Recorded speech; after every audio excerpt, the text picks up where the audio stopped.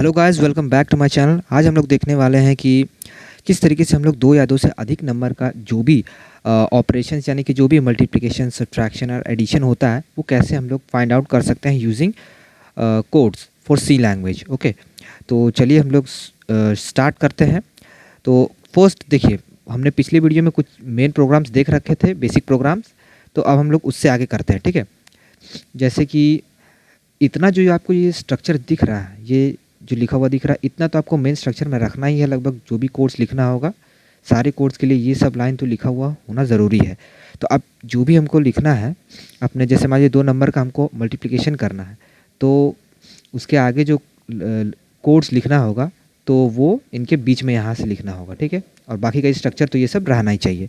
तो जैसे मान लीजिए हमको कुछ लिखना होगा 2 कोड का, तो जैसे मान लीजिए हम कोई इंट डेटा टाइप यूज़ करते हैं, और जैसे कि मान लेते हैं कि हमारे पास x कोई वेरिएबल है। उसी तरीके से एक और इंट डेटा टाइप यूज़ करेंगे फॉर y वेरिएबल के लिए, ठीक है। हमने 2 वेरिएबल लिए हैं ताकि इन दोनों का हम लोग मल्टीप्लिकेशन करा के देख सकें। तो अब हम लोग प्रिंट कराएंगे प्रिंट f,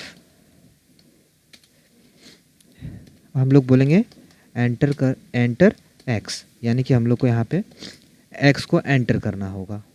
ओके, x को एंटर करना होगा।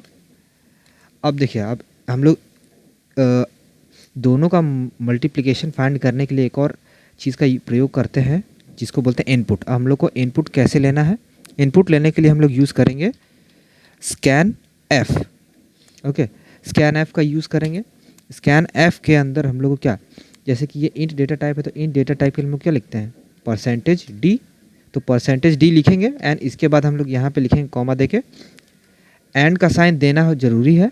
फिर इसके बाद जो वेरिएबल जो हम लोग को यहाँ पे लिखना है, तो यहाँ पे फर्स्ट वेरिएबल क्या है, x, तो x लिख देते हैं। एंड के आगे हमको वेरिएबल का नाम देना है, ठीक है।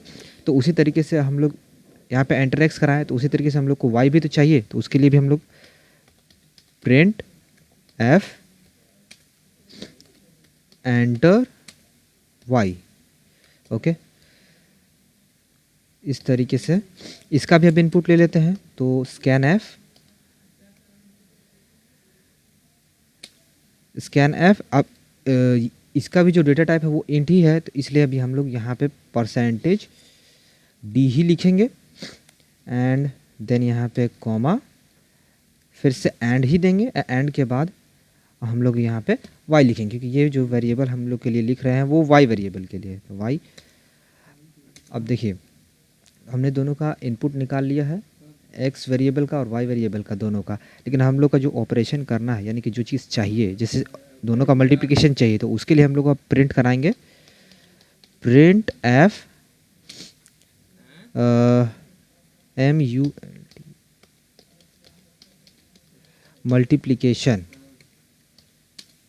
मल्टीप्लिकेशन ऑफ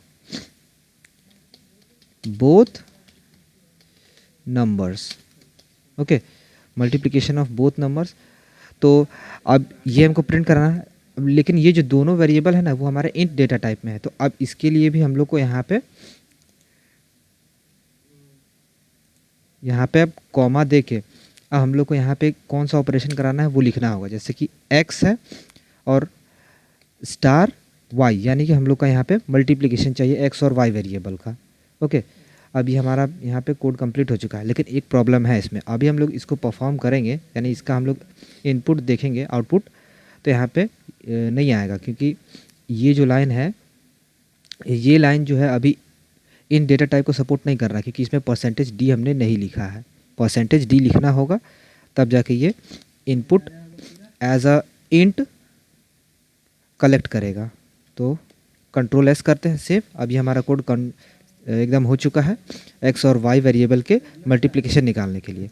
तो न्यू टर्मिनल, हम लोग फिर से वही प्रोग्राम करेंगे, gcc first.c, फाइल का नाम जो first.c है, एंटर, एंड दूसरा लिखेंगे ये वाला कोड a./a.exe, रन करेंगे। x पूछ रहा है तो x हम 1 दे देते हैं, अब y पूछ रहा है तो 2 दे देते हैं। फिर इसके बाद मल्टीप्लिकेशन ऑफ बोथ नंबर 2, यानी कि हम लोग जैसे हमको नेक्स्ट लाइन में देना है, तो हम लोग परसेंटेज डी स्पेस \n ले देते हैं। तो इससे हमको क्या होगा कि थोड़ा स्पेस मिल जाएगा। अब सेव करके न्यू टर्मिनल पे जाते हैं, फिर से वही प्रोग्राम, एंड देन x को मान लेते हैं 2, y को हम लोग 3 मान लेते हैं। तो multiplication of both number is 6। यहाँ पे देखिए, अब मान लीजिए हमको यहाँ पे एडिशन निकालना होगा, तो बस ये स्टार के जगह पे ये वाला साइन दे देंगे माइनस का, और या फिर हमको एडिशन चाहिए तो फिर हमको यहाँ पे बस प्लस करना होगा। तो इसका भी देखिए सेव कर लेते हैं, फिर इसके बाद टर्मिनल, न्यू टर्मिनल, इसके बाद जैसे मान लीजिए ये 5 है, यहाँ पे इस तरीके से देना था GCC, ये अब देना था 5 और ये देते हैं 4। तो ये देखिए 5 4 9 हो गया। एडिशन अब यहाँ पे हमारा आ गया। ये था हमारा फर्स्ट कोड फॉर कोई भी ऑपरेशन करने के लिए, जैसे कि ऑपरेटर यूज़ करने के लिए प्लस माइनस या मल्टीप्लिकेशन वगैरह। तो चलिए एक क्वेश्चन करके हम लोग देख लेते हैं। सेम उसी प्रकार का है जिस प्रकार से अभी हम लोगों ने प्लस माइनस और मल्टीप्लिकेशन करना सीखा। ठीक है, तो क्वेश्चन है कि write the code to find out the area of the rectangle. ठीक है, हमको area of the rectangle find करना है यूजिंग सी प्रोग्रामिंग लैंग्वेज का कोड इस्तेमाल करके। तो देखिए कोड कुछ इस तरीके से होगा, सिंपल एकदम सेम होगा। बस जो भी हमारा जो एक्स वाई जो हमारा वेरिएबल था उसके जगह पे बस एक्स वाई की जगह पे लेंथ एंड ब्रेथ डाल देना है। ठीक है, जैसे एक्स की जगह पे लेंथ है एंड वाई की जगह पे ब्रेथ है, तो ठीक उसी तरीके से enter length and percentage D तो होगा ही, क्योंकि ये मेरा इंट डेटा टाइप है। एंड करके यहाँ पे एक्स की जगह पे लेंथ था तो लेंथ लिख देंगे यहाँ पे, एंटर ब्रेथ सेकंड वाला वेरिएबल, परसेंटेज डी होगा क्योंकि एंट ही है। एंड करके फिर यहाँ से सेकंड वाला वेरिएबल मेरा ब्रेथ है। ओके, तो ब्रेथ लिख देना है। और उसी तरीके से प्रिंट एफ अब हम लोग प्रिंट कराएंगे फाइनल आंसर, तो होगा एरिया ऑफ रेक्टेंगल, और ये जो होगा परसेंटेज डी इसमें भी लगा देंगे क्योंकि ये इंट डेटा टाइप इसको भी परफॉर्म करना होगा।